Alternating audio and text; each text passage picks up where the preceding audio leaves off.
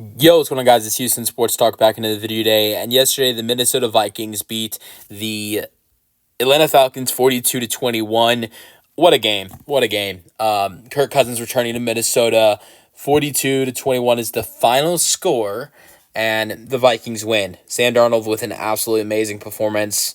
Only had 6 incompletions, through 22 for 28, through near 350 passing yards, no interceptions, as that has been a little bit of a problem for Sam this year, and threw for a season high 5 passing touchdowns. Crazy week. You had 2 quarterbacks who had over 5 touchdowns. Sam Darnold with 5 passing touchdowns, Josh Allen with 3 pass and 3 rushing touchdowns. Crazy week of football with Sam Darnold and Josh Allen. Both actually, and also funny enough, just realized this. Both teams of those quarterbacks scored 42 points. Vikings score 42 points and win. This is what should happen when you put up 42 points, and the Bills unfortunately put up 42 points and lose. But 2 great performances by Sam Darnold and Josh Allen this week, and that also came with Jordan Addison and Justin Jefferson. Both guys are spectacular. Jordan Addison was probably it wasn't far off, but Jordan Addison was better than Justin Jefferson. But they were both amazing. Jordan Addison had 8 receptions for 133 receiving yards and 3 touchdowns, and I think Jefferson had 7 receptions, 132 receiving yards, and 2 receiving touchdowns. So the receiving yards were very similar. Only 1 touchdown. There was only a 1 touchdown difference, and then only 1 reception difference. I could have had in fantasy. This is an interesting thing to talk about with fantasy football.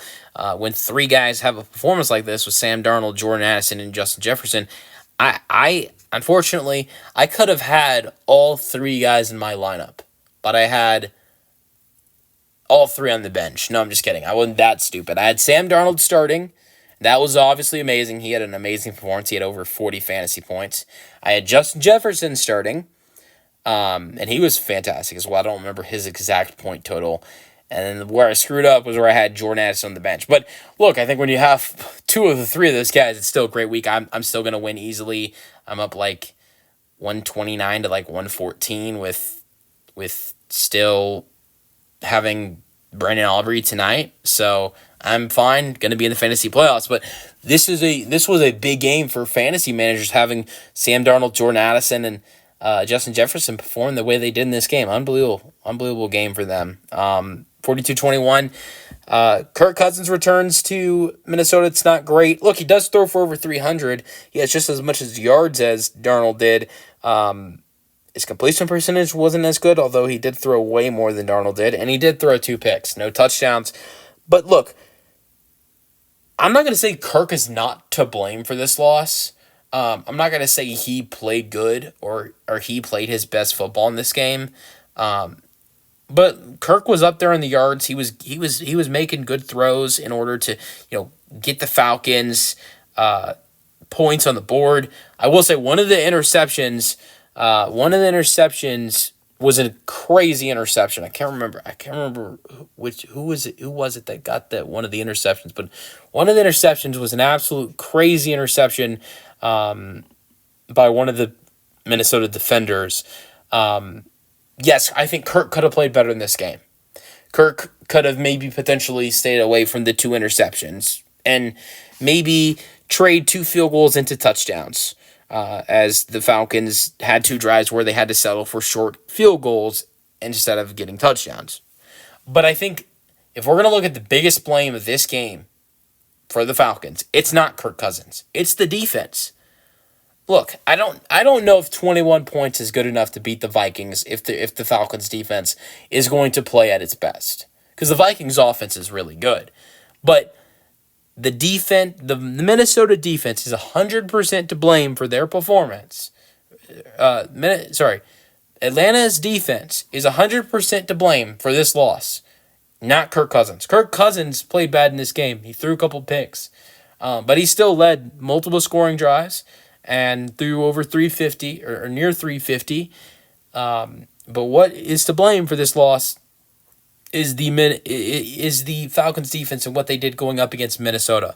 You gave up, you gave up 7 touchdown drives. Only one of those touchdown drives was Kirk Cousins' fault. Only one of those touchdown drives was a short drive. The touchdown that made it 35-21, a Sam Darnold 6-yard touchdown pass to Jordan Addison, was the only short drive, which was because of a Kirk Cousins interception. The rest of them were all long drives for Minnesota that all are to fault for Atlanta's defense. First touchdown score, 62 yards. Second one, 80. Justin Jefferson, 52-yard touchdown pass was a 75-yard drive. Another Addison touchdown is a 70-yard touchdown drive.